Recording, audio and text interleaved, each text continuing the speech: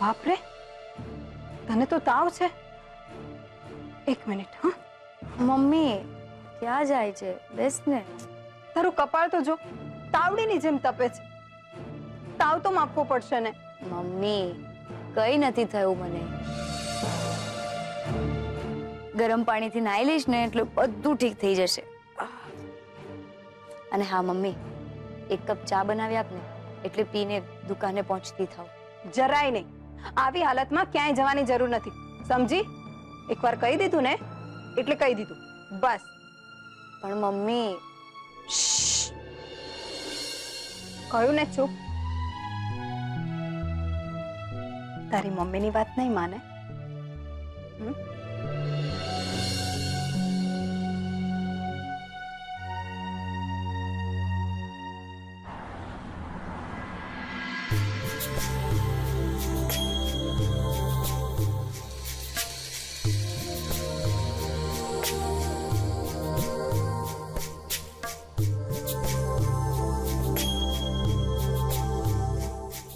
હું અહીંયા બેસી શકું છું ને બેટા? પપ્પાજી તમે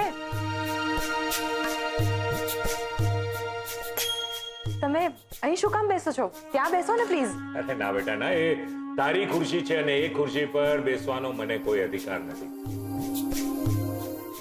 ઉત્કર્ષનું કામ હતું એટલે એની કેબિનમાં ગયો હતો. ત્યાં કેબિનમાં નથી. 2-3 ફોન પણ કર્યા પણ એનો કોઈ જવાબ નથી આપતો. એટલે મને થયું કે તને પૂછી જાઉં, તને જો કંઈ ખબર હોય તો. એ તબિયત તો સારી છે ને? હા હા પપ્પાજી, તબિયતનો કોઈ ઇશ્યુ નથી. આ તો બસ જરા ગઈકાલે તમને રૂપેશે કઈ વાત નથી કરી? બેટા તને તો ખબર છે કે રૂપેશની સાથે મારે વાતનો નહીં માત્ર વિવાદનો વ્યવહાર છે.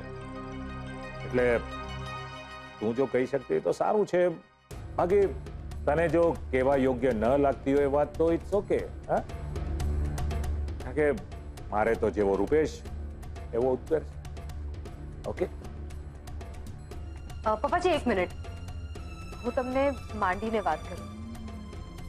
પપ્પાજી વાત એમ છે કે ઉત્કર્ષ કિંજલને પસંદ કરે છે અને આ ફિલિંગ્સ એને બીજા કોઈની સાથે શેર નહોતી કરી. અને ગઈકાલે અચાનકથી એ લેટરમાં બધું લખીને લઈ આવ્યો અને આ લેટર બાના હાથમાં આવી ગયો. હવે તમે બાનો સ્વભાવ તો જાણો જ.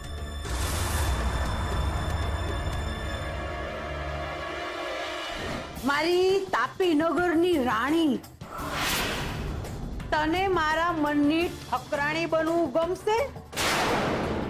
મને તારી સાથે પ્રેમ થઈ ગયો છે. હું તો બસ ખાલી તારો જવાબ જાણવા માંગતો હતો. જવાબ જોઈએ છે તારે?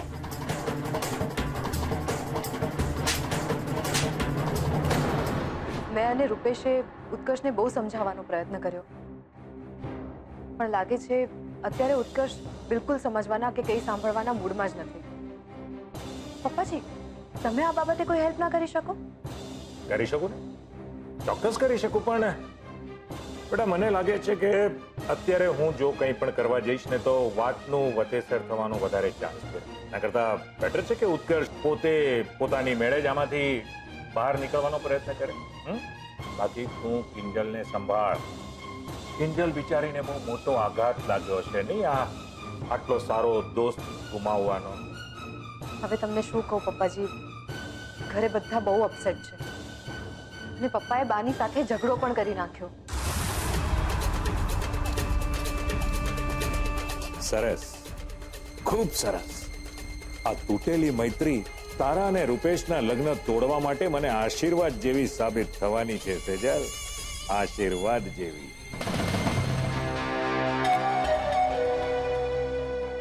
એ આ શું છે? 6000 બિલ ઓલી 5 સ્ટાર હોટલમાંથી જે ચા મંગાવી હતી ને એનું છે. એ તને ચૂનો લગાવવા હું જ મળ્યો કે? એ 5000 બિલ હતું, સમજી? તે 5000 ઓરિજિનલ બિલ તારી બેનના ઓલા રાંઝાના હાથે લાગી ગયું હતું. ભૂલી ગયો ડફોડ? આ ડુપ્લિકેટ કઢાયું છે 1000 એક્સ્ટ્રા આપીને. મેં ચૂકવ્યા છે, ચાલ રોકડા કાઢ. પૈસા પૈસા પૈસા, બધા પૈસા જ માંગે છે. ત્યાં બાબુ મારા ઘરે આવીને નાટક કરી ગયો ને તું પૈસા દે પૈસા દે, ને ત્યાં મારો બાપો 1500 આપ 15000 આપ. અરે આટલા બધા પૈસા લાવું ક્યાંથી? બેંક લૂંટું તો કઈ થાય? આ સારી વાત કરી તે. હા, પણ પિસ્તોલ સાચી લઈને જજે, દિવાળી વાળી નહીં. હસી લે હા, તું પણ હસી લે. તને શું ફરક પડે છે? વાટ તો મારી લાગી ગઈ છે. પેલી કિંજલે શું ડેરિંગ કરીને બતાવ્યું છે.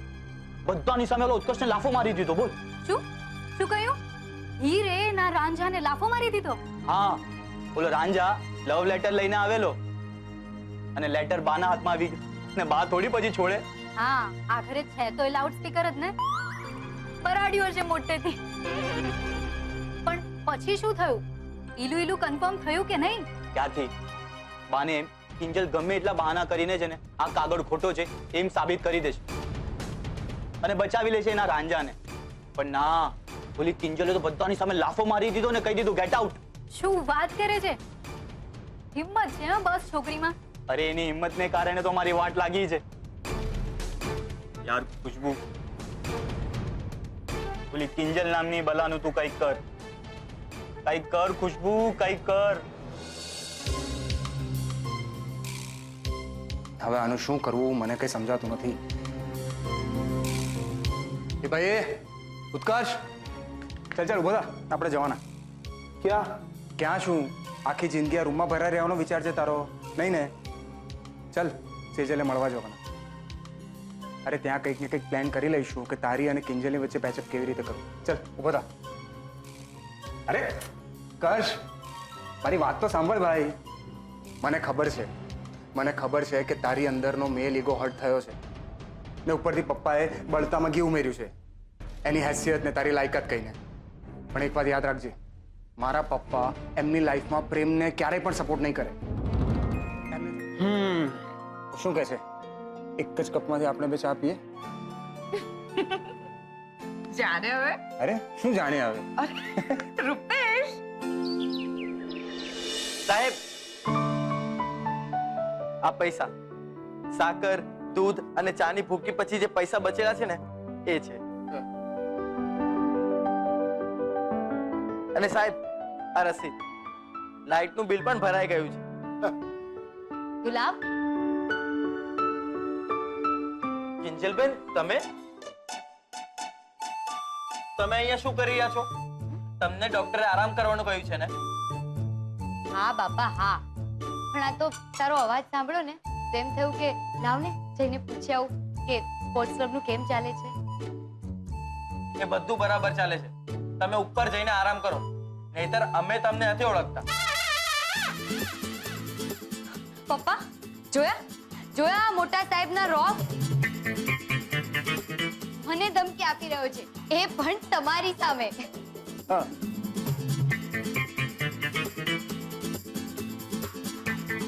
એ ગલબા કા એનો ધમકાવસ મારી છોડીને? આ મારી સામું જોઈને વાત કર, તને પૂછું છું. તે પછી દઉં એક ઊંધા હાથની કાન નીચે. જા હાલતી નહોતા કામે લાગ. મને છોડી યારે બેહીને ના ખબર અંતર તો પૂછું. ના બેટા, કેવું છે તને હવે? સારું છે ને? હા બા, એટલે જ તો દાદરો ઉતરીને નીચે આવી. ને હવે આવી જ છો તો મોરયો ખાઈને ઉપર તારી રૂમમાં જજે, તારા માટે ખાસ બનાવ્યો છે. તે મીરા બહુ મોરૈયામાં મીઠું મીઠું તો નાખ્યું ને? ના ના, એટલે પૂછવું પડે છે કે માંદી છે કરીને દયા ખાવામાં ભૂલી તો નથી ગયા ને? કે હજુ એનું જયા પાર્વતીનું વ્રત પૈતું નથી? હા બા, મને યાદ છે. અને કદાચ હું ભૂલી જાઉં ને તો કિંજલ ભૂલે એમાંની નથી. લે, તે ઈ તો હારું જ છે ને કા? આ છે ને જયા પાર્વતીનું વ્રત આ વરનું, ઈ સેજલ અને કિંજલ માટે છેલ્લા જ છે. પછી ઉજવણું ક્યાં આપણા માથાનો દુખાવો જ કા? અરે એકવાર સાસરે વળાવી દે ને એટલે ટાઢા પાણીએ ખસ ગઈ.